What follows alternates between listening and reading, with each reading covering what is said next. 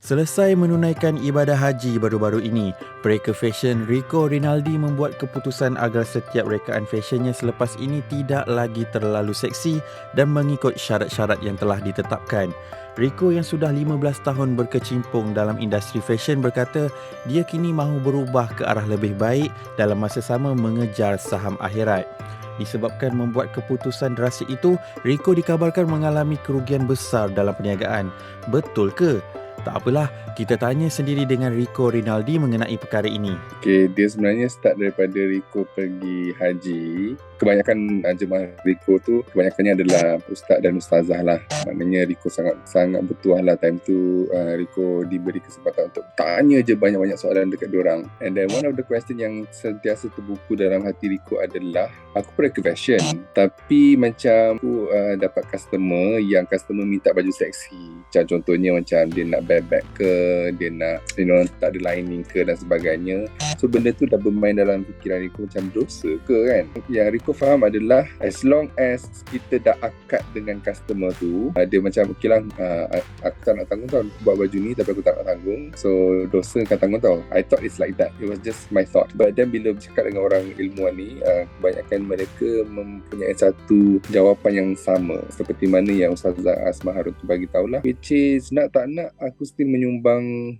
dosa sebab aku menyiapkan baju tu untuk digayakan oleh tak kisahlah customer ke ataupun aku pakai kat model ke, dan benda tu akan menjadi satu dosa. So aku pun macam okay lah, I need to tukar lah I punya pendirian yang macam I tak terima baju seksi, dan sebenarnya yang paling penting adalah keberkatan dalam rezeki itulah yang I buat I rasa macam selama ni aku terima banyak duit, tempahan and all that, kita bersedekah dan kita beli rumah lah, beli kereta, dan semua tu tidak menjanjikan pahala. So bila kita tak tweet daripada Rico sendiri mengatakan lebih lah 10 orang yang menarik diri daripada tempahan, deposit semua, dan deposit tu pula bukan murah, ada yang daripada RM3,500 hingga RM5,000 kan. So mungkin Rico boleh kongsikan situasi itu dan berapa kerugian kos yang ditanggung oleh Rico sendiri. Sebenarnya waktu Rico decide untuk buat perubahan ni, waktu tu Rico masih lagi sedang buat haji. Right after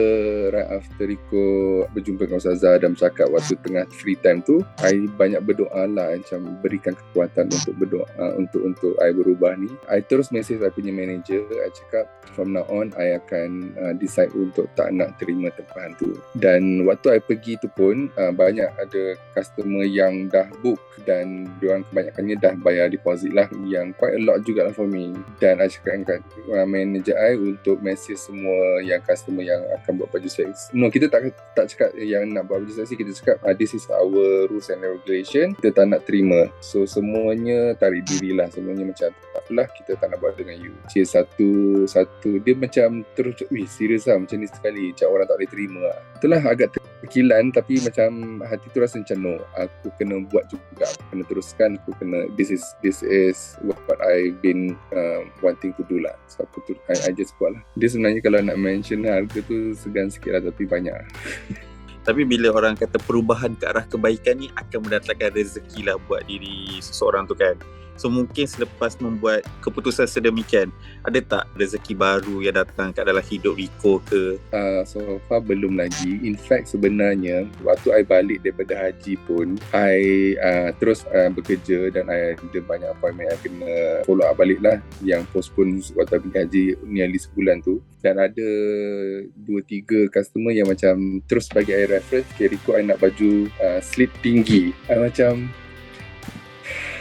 okay, I educate dia lah, macam I think tak sesuai kot. I macam play around kat situ lah, macam tak sesuai, dan sangat berat untuk explain, nak cakap tu macam sebenarnya tak boleh buat seksi sebab dah jumpa depan-depan ni. Kalau macam yang booking tu at least you boleh tolak awal-awal, kalau dah jumpa depan-depan ni nak cakap dengan dia macam berat lah. Tapi I play around as a designer, I cakap macam mungkin lagi sesuai kalau you buat this design, walaupun tak ada slit, walaupun tak seksi, tapi I rasa seksi in a way that the design, the material, the detailing yang buat dia nampak lagi mewah dan menarik lah. So selepas membuat keputusan sedemikian, Riko rasa adakah jalan yang Riko pilih ni adalah jalan yang betul? Atau orang kata tu macam, aku takkan pernah menyesal lah buat keputusan macam ni untuk aku punya career atau bisnes. Saya rasa saya takkan menyesal lah. Cuma saya rasa semua orang kena faham jugalah benda ni bukanlah macam one day punya perubahan. Dia adalah step by step. Mungkin untuk berubah 360 tu mungkin sangat susah lah, tapi saya cuba dan saya tak rasa menyesal, dan saya rasa ini adalah saya punya pendirian personal I. Nothing got to do with anything lah, tapi it's my personal decision. Benda ni I've been doing this for the past 15 years. So untuk berubah adalah sekilip mata tu macam sangat berat lah. So kalau I menolak tu mungkin I perlukan klien-klien I untuk faham juga, dan ramai followers I untuk faham juga kenapa. Dan I rasa benda ni adalah penghijrahan yang baik, dia bukan penghijrahan yang buruk. So I think benda ni boleh menjadi inspirasi juga mungkin dekat designer yang lain, yang baru atau yang lama, untuk rasa macam kita mencari duit, kita buat rekaan ni sebenarnya bukan untuk di dunia saja, tapi untuk di akhirat jugalah.